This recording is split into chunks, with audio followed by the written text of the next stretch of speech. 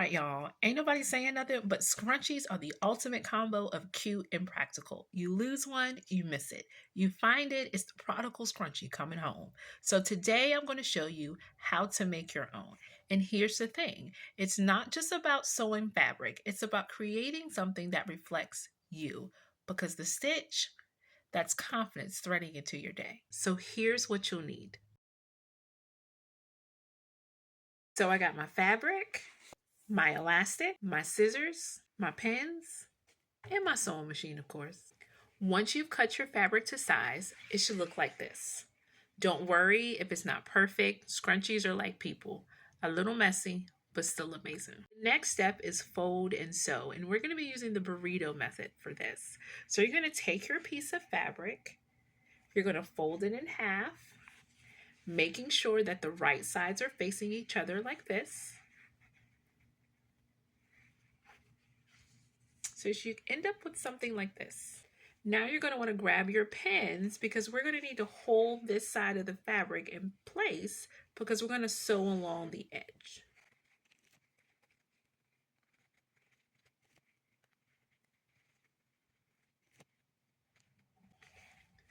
Just like that. Now we're going to want to sew. I'm doing a simple stitch. My length is between 2 and 3. My width is 4. My needle point is in the middle. And my tension is set at 4. So what we're going to do is we're going to take our fabric and we are going to use our presser foot as our guide because we're going to need to leave a 1/2 inch seam allowance. So I am going to line my fabric just like that. I'm going to drop my presser foot just like that. And I'm going to use my manual wheel to pull my needle down. Now, because I am using satin fabric, I am using a needle size, the smallest needle size that I can find, which is an 80 over 100. Okay, now at this point, I have about 2 or 3 stitches holding it down. At this point, what I want to do is I want to reverse back so that I can hold everything into place. So I'm going to hold this down and this will allow me to go back and I will release it so I can go forward.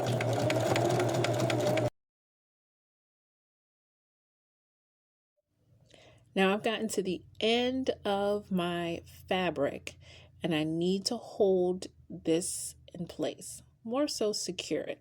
So again, I'm going to push down my reverse lever. Well, before I do that, I think I'm going to use my manual turn wheel to get as close to the edge as I possibly can. Then I'm going to pull my reverse lever down and go backwards. Then I'm going to go release it and go forward. There we go. I'm going to lift up. Hold this, pull slightly.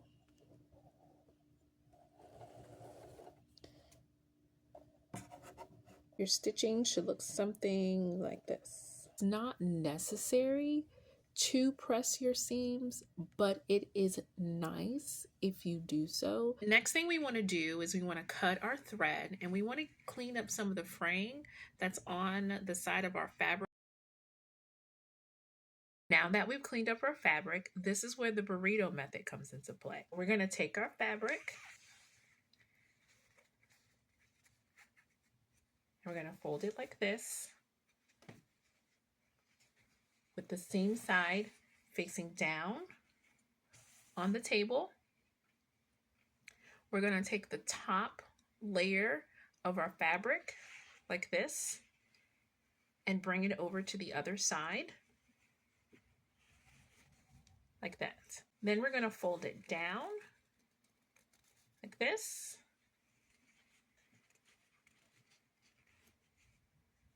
We're going to place one finger right there while we take the bottom layer and bring it over to the other side like this.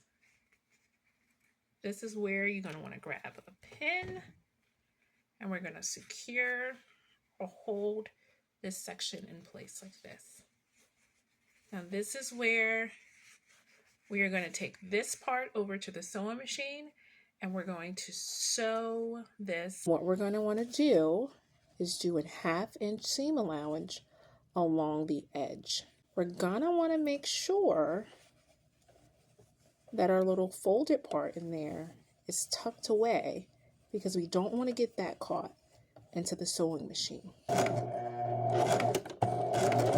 Slowly kind of tug on there.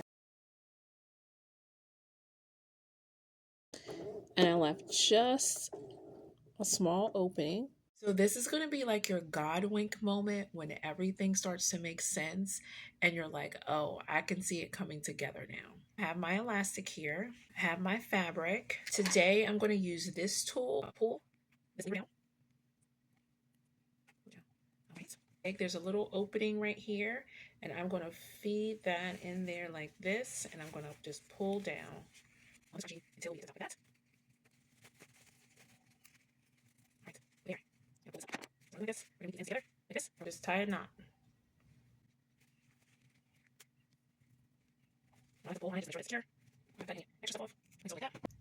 Now remember that opening that we left right here? We're going to pinch that fabric and we're going to pull it through. All right. Go back to the sewing machine. Y'all, look what we made. One little scrunchie. But it's so much more than that. It's resourcefulness, creativity, and self-expression all rolled into one. And when you wear it, you're wearing something that you made, and there's power in that. So whether it's a scrunchie or a dream or just trying to get through this course, take it one step at a time. Show up, do the work, and trust that it'll all come together. Now go make some more scrunchies, because every good thing deserves a best friend or 3.